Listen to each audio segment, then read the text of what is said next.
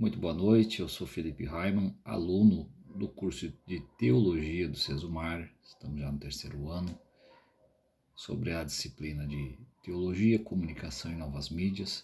A atividade mapa nos propõe 4 assuntos e nós queremos falar a respeito deles, tendo primeiro o que a Bíblia diz sobre verdade e mentira, tendo uma narrativa de 3 versículos a respeito de ensino sobre esse tema.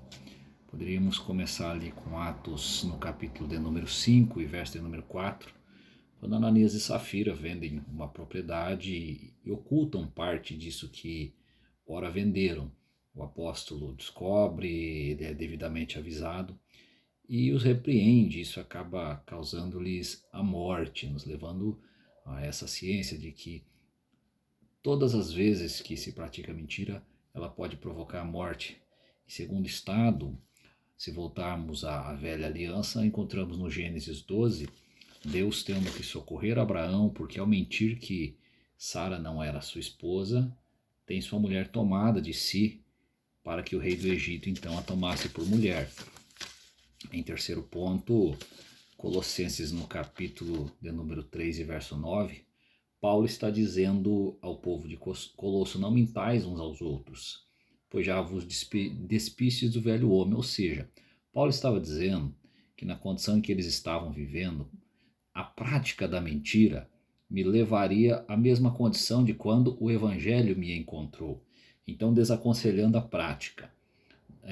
Um quarto versículo, podemos citar João no capítulo 14, verso 6, em que o próprio Jesus Cristo estava dizendo que ele era a verdade, que ele era a vida. Não havia nenhum outro em que devesse ser colocado a sua fé diante das tantas manifestações que haviam nos dias em que Jesus prega essa palavra.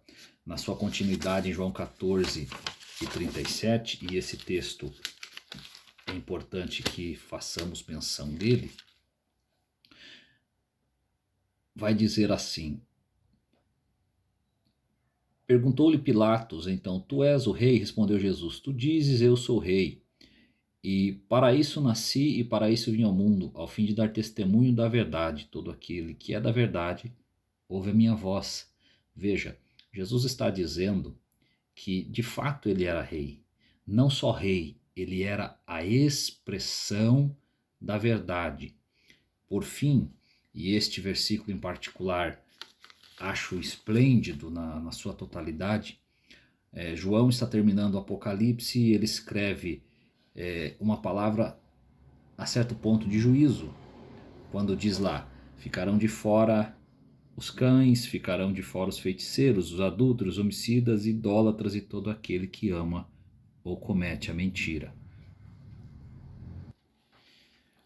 De igual modo, quando Satanás tenta, no episódio da tentação de Jesus, Mateus capítulo 4, ele está contrapondo que o mestre devesse dar ouvido à sua voz, visto que o texto exposto seria garantidor. Todavia, a má utilização do texto faria com que Cristo entregasse não a vida, mas a missão original pela qual veio, pela qual nasceu, pela qual foi preparado, que era religar o homem a Deus. O diabo usa meias verdades, por assim dizer, para que tentasse induzir a Cristo a cair no erro, tropeçasse na própria palavra que antes foi dita.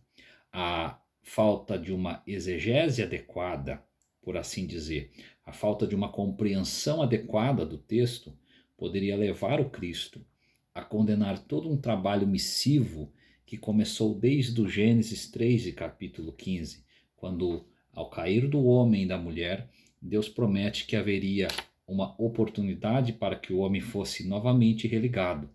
Desta forma, Cristo, que além de ser mestre pela locução humana ou pelo julgamento humano, mas mestre no que diz respeito a todo o conhecimento da palavra, não cede e não cai nos ensinos ou na perspicácia que o adversário propõe.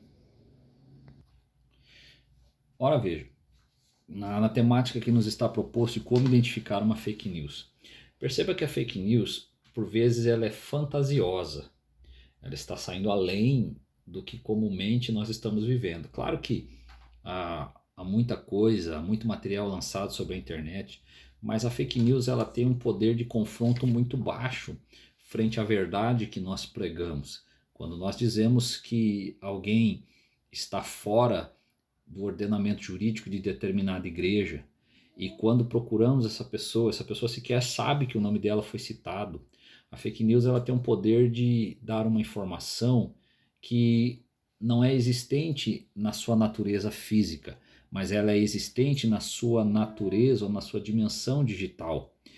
E como estamos falando no mundo globalizado, onde o fluxo de informações eles correm numa velocidade muito rápida, alguém pode dormir hoje com uma vida sã e ilibada e acordar amanhã tendo seu nome em canais de internet, em sites e mais sites, dizendo que este ou aquele tem uma prática espúria de vida, uma prática deturpada de vida.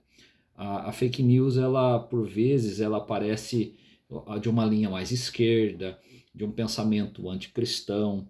Ela por vezes ela vai aparecer de pessoas que além têm uma aversão ao comportamento quando tratamos do pensamento cristão, tem uma aversão ao pensamento cristão e a sua forma de combate hoje é disseminando ideias falsas, ideologias não verdadeiras que corroboram com a agenda, ou que nós podemos chamar dessa nova ordem mundial, que colabora com fatos que querem destruir esse seio familiar, esse seio que a igreja tem durante anos e anos trabalhado para que pudesse manter.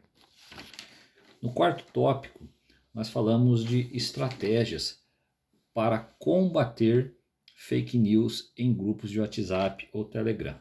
Veja bem, se esse grupo ele serve para informativos da igreja, ele serve para trazer palavras da igreja, é muito importante que haja moderadores.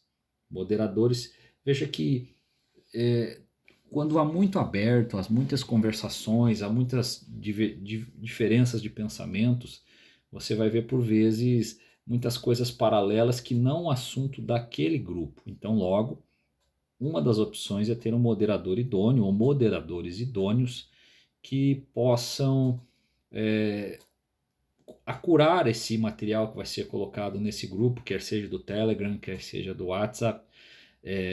Logo, a gente tem uma fidelidade um pouco maior nas informações que são prestadas. Outro exemplo, cada instituição tem uma linha de raciocínio. Por exemplo, se nós fôssemos falar de uma linha teológica das igrejas pentecostais, a exemplo da Assembleia de Deus, a igreja que eu faço parte, nós temos lá a CPAD, que é uma editora que promove os livros, o material todo de teologia. Além disso, um jornal chamado Mensageiro da Paz. Entre esses dois, é preciso entender que é todo feito um trabalho em cima, antes que qualquer matéria venha ao ar, antes que qualquer matéria seja vinculada. É preciso que a gente tenha pessoas capazes de administrar um filtro. Veja, é muito fácil colocar que certa pessoa morreu, a gente já deve ter visto isso. E você liga, você se preocupa, de repente a pessoa está viva e sã. O que é isso?